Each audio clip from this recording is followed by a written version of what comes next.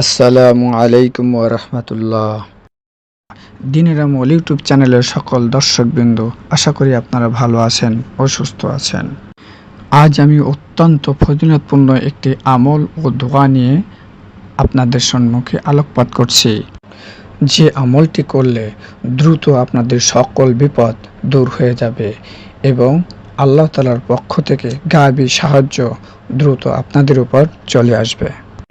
যারা আমার ভিডিওটি দেখছেন দয়া করে একটা লাইক দিন। যারা আমার চ্যানেলটি সাবস্ক্রাইব করেছেন তাদের জন্য অসংখ্য ধন্যবাদ।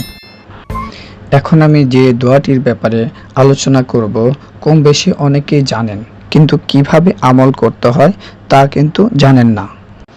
এই দোয়াটি কিন্তু পবিত্র কোরআনে আল্লাহ তাআলা উল্লেখ করেছেন। আল্লাহ তাআলার প্রতি একান্ত বিশ্বাস রেখে ইউনূস আলাইহিস সালাম যখন এই বিপদে পড়ে এই দোয়াটি পাঠ করেছিলেন, তখন তিনি গভীর সমুদ্রের নিচে বড় মাছের পেট থেকেও আল্লাহ তাআলা এই দোয়াটি পড়ার কারণে তাকে মুক্তি দিয়েছিলেন। প্রত্যেক নবী রাসূলগণই এই দোয়াটি বেশি বেশি পাঠ করতেন। যখনই কোনো বিপদে পড়ে যেতেন তখন এই দোয়াটি পাঠ করতেন। এই দোয়াটি ছাড়াও আরও কিছু দোয়া রয়েছে যেগুলো আপনারা পড়তে পারেন, যেমন লা হাওলা ওয়ালা কুওয়াতা ইল্লা বিল্লাহ পড়তে পারেন, অথবা ইয়া হাইয়্যু ইয়া কাইয়্যুম পড়তে পারেন। যে দোয়াটির কথা আপনাদেরকে বলেছি সেই দোয়াটি হলো লা ইলাহা ইল্লা আনতা সুবহানাকা ইন্নী কুনতু মিনাজ জালিমিন। এই দোয়াটি আমরা বেশি বেশি পাঠ করতে পারি।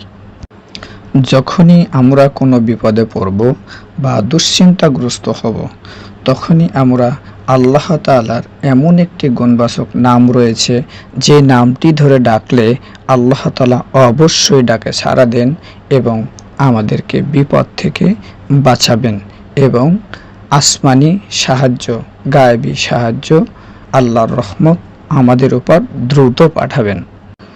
আল্লাহ তাআলাকে খুশি করার বা আল্লাহ তাআলার গুণবাচক নাম ধরে ডাকার কিছু নিয়ম রয়েছে, যেভাবে ডাকলে আল্লাহ তাআলা অবশ্যই শুনেন। তা হলো, প্রথমে উত্তম রূপে ওযু করবেন, 2 রাকাত নামাজ আদায় করবেন। এরপর এই দরুদটি 11 বার পাঠ করবেন। আল্লাহুম্মা সাল্লি ওয়া সাল্লিম আলা নাবিয়্যিনা মুহাম্মাদ।